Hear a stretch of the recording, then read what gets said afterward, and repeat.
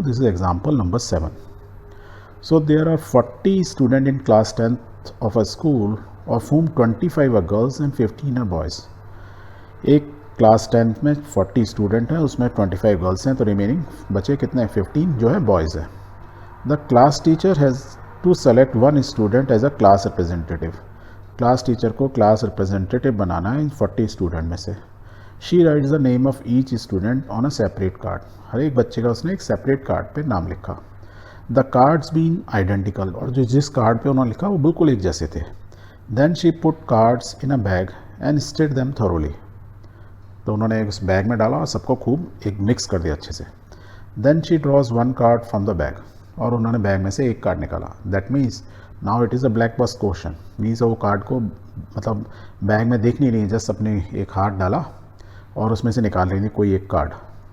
What is the probability that the name return on the card is the name of a girl, और second question है और a boy. तो what is the probability कि जो card निकलेगा वो कोई गर्ल हो या वो बॉय हो. अब ये देखो, यदि गर्ल होगी तो बॉय नहीं होगा और बॉय होगी तो गर्ल नहीं होगा. दैट मीन्स ये क्या है, एक दूसरे के कम्प्लीमेंट्री है. क्या हम बोल सकते हैं एक की निकाली तो दूसरे की तो ऑटोमेटिकली निकल आएगी, क्योंकि probability of girl plus probability of boy is equal to 1. हमेशा यही रहेगा. ठीक है, तो इस टाइप के क्वेश्चन को कैसे सॉल्व करेंगे? We will write this way. बहुत सिंपल क्वेश्चन है. सो देयर आर 40 स्टूडेंट्स, 40 बच्चे हैं क्लास में, and only one name card has to be chosen. 40 बच्चों के कार्ड पे नाम लिखें और निकालना सिर्फ एक ही कार्ड है. ठीक है, okay. Now we will write पहला क्वेश्चन. यदि वो गर्ल होती, the number of all possible outcome is 40. तो टोटल कार्ड कितने हैं? 40, क्योंकि 40 स्टूडेंट्स थे. तो these are the possible, all possible outcomes. 40 में से कोई भी एक कार्ड निकल सकता है, और वो कार्ड लड़की का हो. The number of outcomes favourable for a card with the name of a girl. नाम लड़की का हो, कितनी उसकी प्रोबेबिलिटी है, पॉसिबिलिटी है? 25, क्योंकि 25 कार्ड्स हैं. फेवरेबल कंडीशन गर्ल्स की. टोटल कार्ड्स हैं 40, गर्ल्स के कार्ड हैं 25. प्रोबेबिलिटी कितना होगा? This divide by this. तो we can say the therefore P, the card with the name of a girl, is equal to 25 upon 40. इसको थोड़ा सॉल्व कर लो तो you will get the answer 5/8. So this is the probability कि जो card निकलेगा वो girl का हो इज़ 5/8. और सेम वे में we can say the number of outcomes favourable for a card with the name of a boy is 15. Possible outcomes कितने हैं? 40.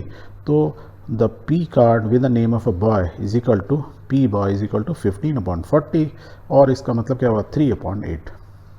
सो इस केस के अंदर हमने दोनों को अलग निकाला. अदरवाइज यदि आपको गर्ल की मालूम चल गई तो आप बॉय की क्या कर सकते थे? 1 माइनस 5/8 कर देते. तो क्या आंसर आता? 3/8 ही आता ना, राइट? यही तो मैं बोल रहा हूँ. तो लिखो. तो प्रोबेबिलिटी ऑफ बॉय, इसका मतलब क्या? प्रोबेबिलिटी यदि बॉय होगा तो गर्ल नहीं होगी, not boy, that means girl होगा. तो 1 माइनस पी नॉट, और 1 माइनस पी नॉट मीन्स क्या? गर्ल की probability. 1 minus probability of girl, तो लिख दो 1 माइनस 5/8, दैट इज़ 3/8. सो आप जब दो टर्म्स, दो चीज़ों क्वेश्चंस हों और दोनों एक दूसरे के कम्प्लीमेंट्री हो, तो एक को निकाल के आप दूसरे की प्रोबेबिलिटी 1 में से माइनस करके निकाल सकते हैं, क्योंकि जब यदि एक होगा तो दूसरा नहीं होगा, या दोनों की अलग अलग निकाल लो. सो समझ में आ रहा है? तो if you practice these question ना, बहुत ही सिंपल. प्रोबेबिलिटी सबसे आसान चैप्टर होता है, बट आपके कॉम्पिटिटिव एग्जाम में बहुत आता है कि आप कितना फास्ट सोच रहे हो कि आपने क्वेश्चन पढ़ा और समझ गए और फट से आंसर आपने बिना इतना सब कुछ लिया आप डायरेक्ट यहीं लिख सकते हो. ओके, 25 गर्ल हैं, 40 हैं, 25/40 मीन्स 5/8. बॉय की 15/40, डायरेक्ट आप बोलते हैं. इतना लिखने की जरूरत नहीं होती. इसलिए एग्जाम्स में बहुत क्वेश्चन आते हैं, क्योंकि इसमें वो ये दोनों चीज़ चेक करें कि आप जो पढ़ रहे हो कितने कंसंट्रेशन से पढ़ रहे हो, how good is your English and how good is your math. तो दोनों चीज़ हो गई, कंसंट्रेशन भी, इंग्लिश की स्पीड भी, और मैथमेटिक्स भी चेक हो गया. क्लियर?